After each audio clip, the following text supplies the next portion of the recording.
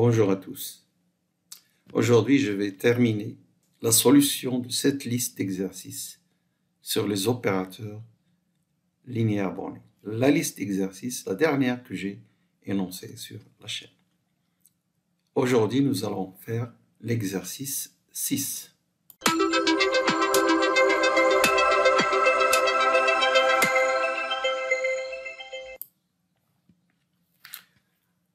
Alors, vous voyez l'énoncé de cet exercice. Nous étudions un opérateur T de LP vers L1. Alors, je vais rappeler ce que c'est que LP. On travaille souvent avec L1, surtout avec L2, l'espace de Hilbert. Alors, cet opérateur est défini ainsi: pour une suite Xn dans LP, on lui associe la suite Xn sur N.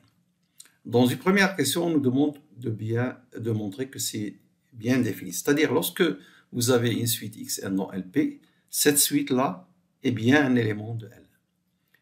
Et démontrer que T est un opérateur linéaire borné. La linéarité, évidemment, ne pose aucun problème. Surtout montrer qu'il est borné, donc continu, et calculer la norme de cet opérateur. Alors pour cela, on nous demande d'utiliser l'inégalité de Holder. Donc je vais faire quelques rappels avant de répondre à cet exercice. Alors l'espace LP, comme nous avons vu L2, c'est l'espace des suites de carrés sommables. Alors LP, c'est l'espace des suites complexes XK telles que cette somme, ou plutôt cette série, converge cette série à terme positif. Donc les xk puissance p. P est un réel supérieur à 1. Alors on munit cet espace de la norme. Alors je ne vais pas revenir sur le fait qu'il y ait un espace vectoriel normé avec cette norme usuelle, cette norme définie ainsi, et que c'est un espace de Banach aussi. Alors les espaces L1, L2, etc., toute cette famille, évidemment, ce sont des espaces de Banach. L2 est un espace de Hilbert. Alors il y a une dualité lorsque P est supérieur à 1 entre LP et LQ. Nous allons voir apparaître déjà cette dualité dans cet exercice. Alors l'inégalité de Holder est ainsi, voilà donc cette dualité entre les LP et les LQ. Lorsque vous avez un P supérieur à 1, il existe un nombre réel unique Q supérieur à 1 tel que cette égalité est réalisée. Alors, il y a une relation entre les LP et LQ. Alors, par exemple, parmi les choses que l'on sait, c'est que le dual de LP est isomorphe à LQ. Et inversement, le dual de LQ est isomorphe à LP. Je dis toujours lorsque P est supérieur à 1. Alors, cette inégalité de Holder, lorsque vous avez une suite dans LP et une suite dans LQ, la somme sigma de x et yi converge. Et elle est inférieure à norme de x c'est cette suite, que multiplie norme de y qui est cette suite. Ça, c'est l'inégalité de Holder. Alors, nous allons voir la première question.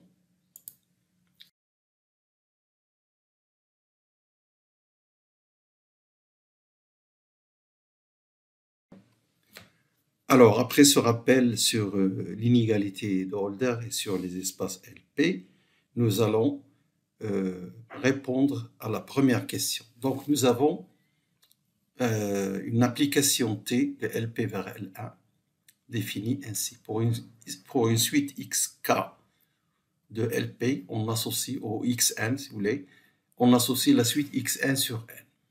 Voilà. Alors, on nous dit de montrer que c'est bien défini. Donc, il faut montrer que cette suite est un élément de L1 et puis démontrer que T est un opérateur linéaire borné. Alors, P est un nombre réel supérieur à 1. Il existe un nombre réel unique Q supérieur à 1, tel que l'on ait cette relation 1 sur P plus 1 sur Q égale à 1. Alors, pour montrer que T est bien défini, nous allons donc démontrer que cette application, que l'image T de X, qui est la suite Xn sur N, nous allons démontrer que c'est un élément de L1. Donc, nous allons chercher si cette série, qui est ici, c'est la valeur absolue de xk sur k. Est-ce que cette série converge? Alors, je vais utiliser l'inégalité de Holder précédente avec les suites suivantes. Alors, je prends xk, la première suite, et la deuxième suite, je vais prendre la suite 1 sur k. La suite 1 sur k. Alors, est-ce que c'est un élément de LQ? Alors, nous allons voir. Alors, c'est un élément de LQ si cette somme existe, c'est-à-dire cette série converge. Or, cette série, c'est quoi? C'est la série de Riemann avec Q supérieur à 1, donc elle converge bien. Et d'après l'inégalité de Holder appliquée à la suite xk et cette suite 1 sur k, nous avons donc cette somme, là, qui est valeur absolue de xk que multiplie valeur absolue de 1 sur k, est inférieure à la norme indice P de x fois la norme indice Q de cet élément, cette suite 1 sur n, ou si vous voulez, de t de x. Bon, donc ce qui montre que t de x appartient bien à L1. Je rappelle, t de x, c'est la suite x1 sur 1. Nous avons ici cette somme converge parce qu'elle est inférieure à deux nombres réels, positifs, c'est inférieur à plus infini. Donc t, alors t est bien définie, elle est clairement une application linéaire, nous n'allons pas s'attarder là-dessus pour la linéarité. Alors, la linéarité ne pose pas de problème. Pour ne pas traîner à chaque fois cette suite 1 sur k, je vais lui donner un nom. Cette suite A égale 1 sur k, k appartenant à une étoile. Nous avons dit que c'est un élément de LQ et c'est un élément de L indice P pour tout P supérieur à 1, bien sûr. Bon, alors, j'ai posé A est égal à 1 sur k. Et je vais montrer, et je vais noter N, sa norme.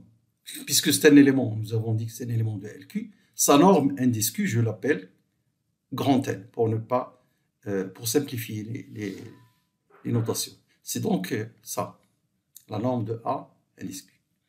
Alors, N existe bien, nous avons déjà dit que cette série converge, et l'inégalité précédente signifie tout simplement que la norme 1 de l'image est inférieure à N que multiplie la norme de X. La linéarité plus cette inégalité montre que T est continu, c'est-à-dire borné, ici, puisqu'on parle, on travaille entre deux espaces vectoriels normés, T entre deux espaces vectoriels normés. Donc T est continu et la norme de T est inférieure à cette constante N. Alors ce que je vais montrer dans la suite, c'est que cette norme, c'est exactement égal à N. Alors ça, c'est la deuxième question. Montrer que la norme est égale à n. Nous avons déjà montré cette inégalité. Alors pour montrer la deuxième inégalité, je vais considérer cet élément U. C'est une suite. 1 sur n à la puissance q moins 1. P étant donné au départ dans l'exercice, Q c'est l'élément réel supérieur à 1 qui vérifie 1 sur P plus 1 sur Q égale 1. Alors cette suite, je dis qu'elle appartient à LP. Alors pour le vérifier, je vais considérer la somme de la valeur absolue des termes de la suite à la puissance P, puisqu'ils sont positifs, donc ce n'est pas nécessaire de mettre une valeur absolue, je mets juste une parenthèse. Alors, ceci à la puissance P, voilà ce que ça donne. Ça donne ceci. Et cet élément-là, Q-1 fois P, nous avons Q-1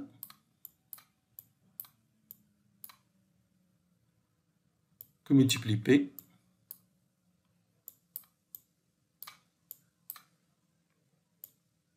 Alors, qu'est-ce que je dis? C'est égal à Q. Est égal à Q, pas à P. D'accord? Bon, cet élément est égal à Q. Ici, Q est supérieur à 1, donc il n'y a aucun problème ici. Vous avez cette... Alors, d'où vient cette relation? Ça vient de cette égalité. Vous faites un petit arrangement très simple et vous montrez que ceci, ce produit est égal à Q. Donc ici, en fait, nous avons sigma de 1 sur 1 à la puissance Q. Et nous avons dit tout à l'heure que ça converge puisque c'est une série de Riemann avec le Q qui est supérieur à 1. Et ceci, c'est la norme, c'est l'élément n, ce que nous avons posé n, mais à la puissance Q, puisque n, c'est ça. N à la puissance Q. Et c'est inférieur plus l'infini, puisque n, c'est un nombre fini. Alors, on en déduit donc que cet élément, cette suite, eh bien, elle est dans LP puisque la série est convergente.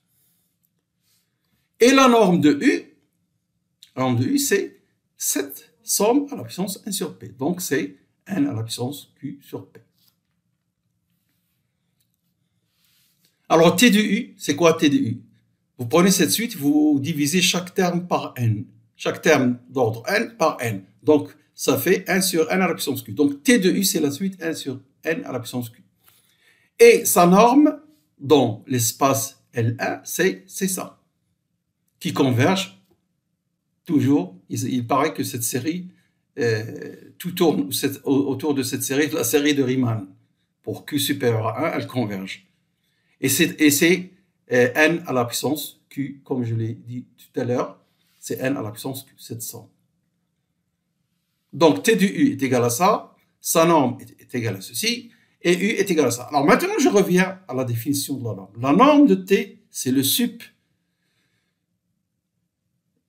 de la norme des images de X sur norme de X dans l'espace de départ lorsque X est différent de 0.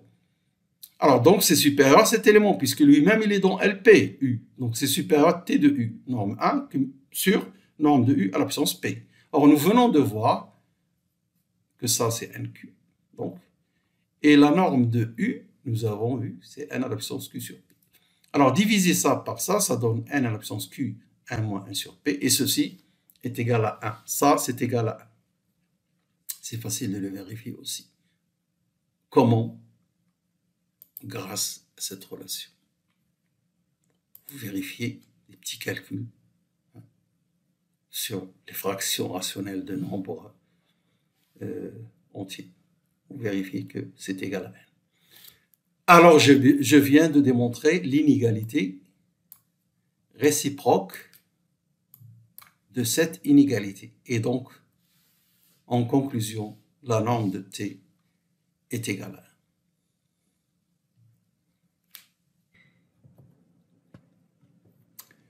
Voilà, je vous dis merci de votre attention et à la prochaine séance, Inch'Allah.